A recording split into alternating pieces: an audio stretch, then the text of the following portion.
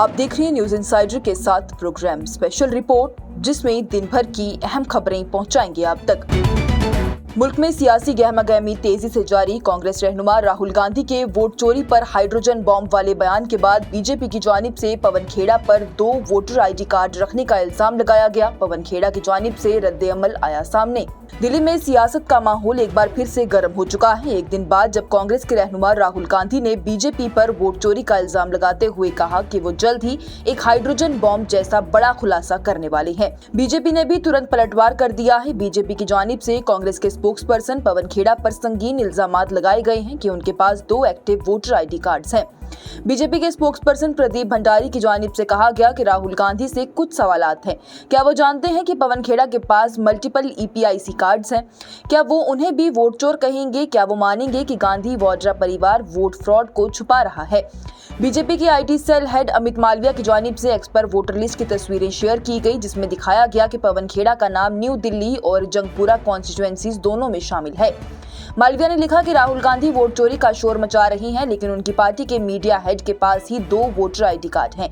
क्या ये वोट चोरी नहीं है? प्रदीप भंडारी ने रिप्रेजेंटेशन ऑफ पीपल्स एक्ट 1951 का हवाला देते हुए कहा है कि एक शख्स सिर्फ एक ही कॉन्स्टिट्यूएंसी में वोट दे सकता है।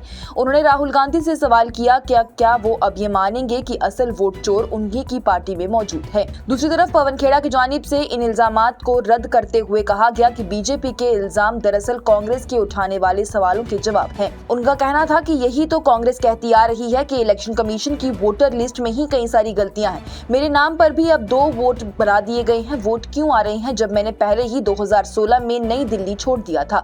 मैंने अपना पुराना आईडी कैंसिल करवाने की रिक्वेस्ट भी दी थी। उन्होंने इलेक्शन कमीशन से सीसीटीवी फुटेज मांगी है और कहा कि अगर डुप्लीकेट नाम वोटर लिस्ट में शामिल है तो इसकी जिम्मेदारी उन पर नहीं बल्कि इलेक्शन कमीशन पर आती है। ये हंगामा उस वक्त और भी बढ़ गया जब राहुल गांधी ने अपनी यात्रा के दौरान कहा कि महादेवपुरा में हमने एक एटम बॉम्ब दिखाया था, लेकिन बीजेपी तैयार रही। अब हम एक हाइड्रोजन बॉम्ब आने वाला है। जल्द ही देश के लोग बीजेपी की असल वोट चोरी देख लेंगे। राहुल गांधी पप्पू नहीं बल्कि एक सोची समझी साजिश का हिस्सा है। मरकजी वजीर किरेन रिजिजू की जानिब से बड़ा बयान दिया गया। मरकजी वजीर किरेन रिजिजू की जानिब से एक नया बयान दिया गया है, जिसमें उनका ये कहना है कि राहुल गांधी पप्पू नहीं है बल्कि वो एक सोची समझी साजिश का हिस्सा है जो कि मुल्क के खिलाफ रची जा रही है। रिजिजू से जब ये पूछा गया कि ऑपोजिशन खास करके राहुल गांधी बिहार में इलेक्शन कमीशन के स्पेशल इंटेंसिव रिवीजन यानी SIR का विरोध क्यों कर रहे हैं, तो उन्होंने जवाब दिया कि ये सब एक साजिश है, ना कि कोई बेवकूफ़ी। उनका कहना था कि लोग राहुल गांधी को पप्पू कहते हैं, लेकिन ये नाम बीजेपी ने नहीं दिया है, ये तो कांग्रेस के ही कुछ सीनियर लोगों ने उन्हें दे दिया है।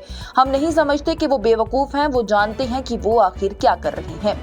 रिजिजू की जानिब से ये भी कहा गया कि मुल्क मुखालिफ ताकतें और लेफ्टिस्ट लोग राहुल गांधी को जुडिशरी और इलेक्शन कमीशन के खिलाफ बोलने के लिए भड़का रही हैं। उन्होंने कहा कि राहुल गांधी कोई बच्चा नहीं है, वो जानते हैं कि वो किस साजिश का हिस्सा बन रहे हैं।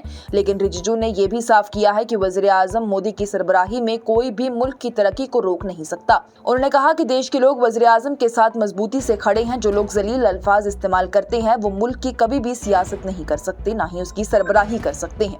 ये पहली बार नहीं है कि जब रिजिजू ने ये कहा हो कि पप्पू का लेबल बीजेपी ने नहीं दिया। पिछले साल भी कांग्रेस के लीडर सैम पित्रोदा ने अमेरिका के टेक्सास में कहा था कि राहुल गांधी हाईली एजुकेटेड और एक स्ट्रेटेजिस्ट हैं, वो पप्पू नहीं है। उसके तुरंत बाद ही रिजिजू ने जवाब दिया था कि सैम पित्रोदा बेकार में बीजेपी को दोष दे रहे हैं। ये तो कांग्रेस के ही अपने लोगों ने हैं जिन्होंने राहुल गांधी को पप्पू कहा था। हर एक बात बीजेपी को उनकी हर गलत का जिम्मेदारी नहीं ठहराना चाहिए। PDP सदर महबूबा मुफ्ती की जानिब से फलों की जीनत को राहत देने के लिए कश्मीर और दिल्ली के दरमियान वक़फ़ ट्रेन सर्विस का मुतालबा किया गया। PDP की सरबराह और जम्मू कश्मीर की साबिक़ वज़ीर आला महबूबा मुफ्ती की जानिब से रेलवे मिनिस्टर अश्विनी वैष्णव से दरख्वास्त की गई है कि कश्मीर और दिल्ली के दरमियान एक खास ट्रेन सर्विस शुरू की जाए, ताकि फलों के ताजिरों को हाईवे बंद होने के बावजूद आसानी से अपना माल दिल्ली भेजने का रास्ता मिल सके। महबूबा मुफ्ती की जानिब से प्लेटफॉर्म X पर अपने पैगाम में कहा गया है कि जम्मू कश्मीर कौमी शाहराह हर साल बंद होने की वजह से फलों के कारोबारी लोगों को बड़े नुकसान उठाने पड़ते हैं। इस साल भी ये रास्ता बंद हो चुका है और सैकड़ों ट्रक फलों से भरे हुए हाईवे पर ही रुक गए हैं, जिससे कि माल खराब हो रहा है। उन्होंने कहा कि अगर कश्मीर से दिल्ली तक एक डेडिकेटेड कार्गो ट्रेन दी जाएगी तो इससे फलों की इंडस्ट्री को बहुत बड़ा फायदा मिलेगा। ये वक्त की जरूरत है क्योंकि फलों के ताजिर हर साल नुकसान झेलते हैं और अगर रेल से माल मंडियों तक पहुंच जाएगा, जल्दी हो जाएगा तो सबको राहत मिल जाएगी। मीडिया से बात करते हुए महबूबा मुफ्ती ने कहा कि नेशनल हाईवे बंद होने से आम लोगों को भी बहुत ज्यादा तकलीफ हो रही है। उन्होंने कहा कि कोल्ड स्टोरेजेस और फ्रूट मंडियों में जगह नहीं है, ट्रक रोड पर खड़े हैं और अगर खराब हो गए तो ये कश्मीर के लिए एक और मुसीबत बन जाएगी। उन्होंने ये भी कहा कि पहलगाम में हुआ हाल ही में एक हमले के बाद से टूरिज्म इंडस्ट्री भी नुकसान में चल रही है और ऐसे में सिर्फ फ्रूट इंडस्ट्री ही है जो कश्मीर की इकोनॉमी को जिंदा रख रही है। आखिर में उन्होंने रेल वजीर से अपील की है कि एक खास कार्गो ट्रेन जल्दी से जल्दी मुहैया कराई जाए ताकि फल पूरे मुल्क की मंडियों में पहुंच सके। अगर फल हाईवे पर ही खराब हो गए तो हालिया बारिशों और फ्लड के बाद से जम्मू कश्मीर के लोग एक और मुसीबत झेलने के लिए तैयार नहीं है। रामबन में नए तामीर शुदा पुल पर दरारें पड़ने के मकामी लोगों के दावे के दरमियान डीसी रामबन ने अफवाहों की तरदीद कर ढांचे को बताया महफूज। जम्मू कश्मीर में मुसलसल बारिश ने लोगों की जिंदगियों को परेशानी में डाल दिया है। रामबन फ्लाईओवर जो कि श्रीनगर जम्मू हाईवे का एक अहम हिस्सा है, उस पर सरफेसेस पर दिखाई देने वाले क्रैक्स ने लोगों को फिर से फिक्र में डाल दिया। ये फ्लाईओवर अभी 2 साल भी पुराना नहीं है, लेकिन लोगों का ये कहना है कि इस पर लंबाई में दरारें नजर आ रही हैं। एक मकामी मुसाफिर की जानिब से कहा गया कि हमने फ्लाईओवर की सतह पर लकीरें देखी हैं जो कि क्रैक्स जैसी लग रही थी। इतनी बारिश और शूटिंग स्टोन के बावजूद अब डर लगता है कि कहीं कुछ और ना हो जाए। एक और शख्स ने बताया कि फ्लाईओवर नया है, लेकिन अगर इतनी जल्दी डैमेज होने लगे तो रोज हजारों लोगों की जिंदगी खतरे में पड़ सकती है। वहीं दूसरी जानिब हुकाम की जानिब से इन दावों को झुटला दिया गया है। डिप्टी कमिश्नर रामबन की जानिब से मीडिया को बताया गया कि NHAI के अफसरों से बात हुई है और उन्होंने तस्दीक की है कि रामबन फ्लाईओवर बिल्कुल महफूज है और वहां किसी किस्म का क्रैक नहीं है। गाड़ियां आराम से गुजरती जा रही हैं। इस बीच लगातार बारिश की वजह से शूटिंग स्टोन और छोटी लैंडस्लाइड हाईवे के कई हिस्सों में रिपोर्ट हुई हैं। रामबन, डोडा, किश्तवाड़ और कठुआ में सुबह से तेज बारिश हो रही है। साथ ही काजीगुंड, कुलगाम और अनंतनाग के ऊंचे इलाकों में भी मुसलसल बारिशें जारी हैं।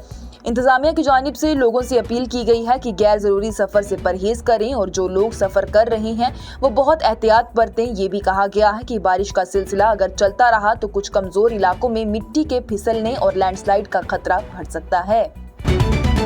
वज़ीर-ए-आज़म मोदी ने उन पर और उनकी वालिदा पर किसी शख्स की जानिब से बदअल्फाज इस्तेमाल करने पर कांग्रेस रहनुमा राहुल गांधी और RJD के लीडर तेजस्वी यादव को बनाया हरफ तनकीद।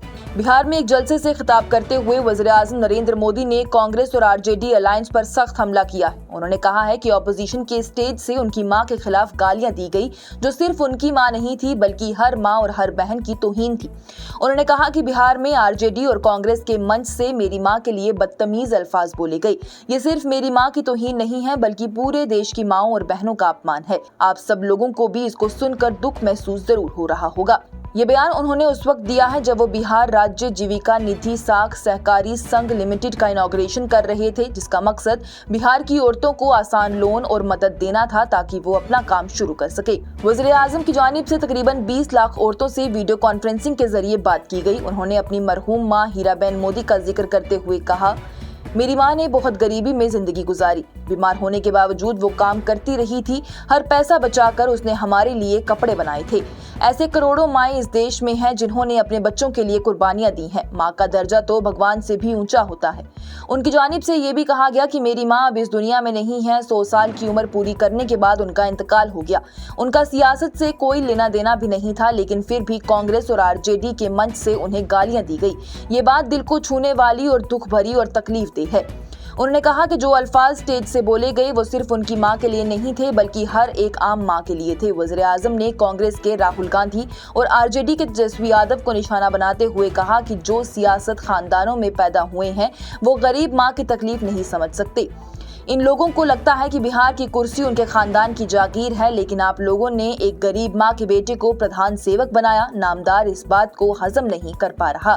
वज़ीर-ए-आज़म की जानिब से आखिर में ये भी कहा गया कि मैं उन लोगों से कहना चाहता हूं जो मेरी मां को गाली दे रहे थे कि मोदी शायद आपको माफ कर दे, लेकिन बिहार और हिंदुस्तान कभी भी मां की तौहीन बर्दाश्त नहीं करेगा। और जम्मू कश्मीर खासतौर पर जम्मू में भारी से बहुत ज्यादा भारी बारिश होने वाले, बाढ़ आने और लैंडस्लाइड होने के लिए अलर्ट जारी। हुकाम ने कल भी स्कूल बंद रखने और तमाम 10वीं और 11वीं के इम्तिहानात की मुअत्तली का हुक्म किया जारी। Jammu Kashmir disaster management authority की जानिब से आज एक वेदर एडवाइजरी जारी करते हुए कहा गया है कि जम्मू रीजन के कई जिलों में मॉडरेट से लेकर हैवी बारिश होने का इम्कान है। ये बारिश 2 सितंबर की सुबह से लेकर शाम तक होगी। जारी करदा बयान के मुताबिक जम्मू, कठुआ, राजौरी, पुंछ, रियासी, डोडा, रामबन, किश्तवाड़, सांबा और उधमपुर के कई इलाकों में तेज बारिश के साथ साथ बादल फटने, बाढ़ आने और लैंडस्लाइड होने का खतरा है। इंतजामिया की जानिब से लोगों को हिदायत दी गई है कि होशियार रहें और जरूरत पड़ने पर 112 पर कॉल करें। मौसम की इस खतरनाक सूरत हाल के चलते हुकूमत ने जम्मू डिवीजन के तमाम सरकारी और प्राइवेट स्कूल को कल यानी 3 सितंबर 2025 के लिए बंद करने का हुक्म जारी कर दिया है। Director school education Jammu doctor Naseem Javed Chaudhary के जरिए जारी करदा एक हुक्मनामे में ये कहा गया है कि बारिश, बाढ़ और लैंडस्लाइड के इम्कान की वजह से स्कूल बिल्डिंग, रोड और निजी जगहों में पानी भरने का खतरा है, इसलिए स्टूडेंट्स और स्टाफ की हिफाजत के लिए ये फैसला लिया गया है। इसके साथ साथ हुक्म दिया गया है कि जहां भी मुमकिन हो वहां ऑनलाइन क्लासेस लगाई जाएं ताकि तालीम का सिलसिला बरकरार रखे। दूसरी तरफ Jammu Kashmir board of school education की जानिब से भी ये ऐलान किया गया है कि कल होने वाले क्लास 10वीं और 11वीं के एग्जाम्स को पोस्टपोन कर दिया गया है। जेके बोस ने कहा कि नई डेट्स जल्द ही अलग से नोटिफाई कर दी जाएंगी। बोर्ड की जानिब से एक्स पर लिखा गया कि 3 सितंबर को होने वाले तमाम 10वीं और 11वीं के इम्तिहान अब नहीं होंगे, नई तारीख बाद में बता दी जाएंगी। ये प्रोग्राम आप तक पहुंचाने में हमारे साथ ताउन किया है ग्लोबल इनोवेशंस ने। नजरिया तरक्की की तरफ, हिंदुस्तान की सबसे बड़ी और भरोसेमंद एजुकेशनल कंसल्टेंसी। आज की स्पेशल रिपोर्ट में इतना ही। दीजिए इजाजत। लेटेस्ट अपडेट्स के लिए देखते रहिए न्यूज इनसाइडर 24/7।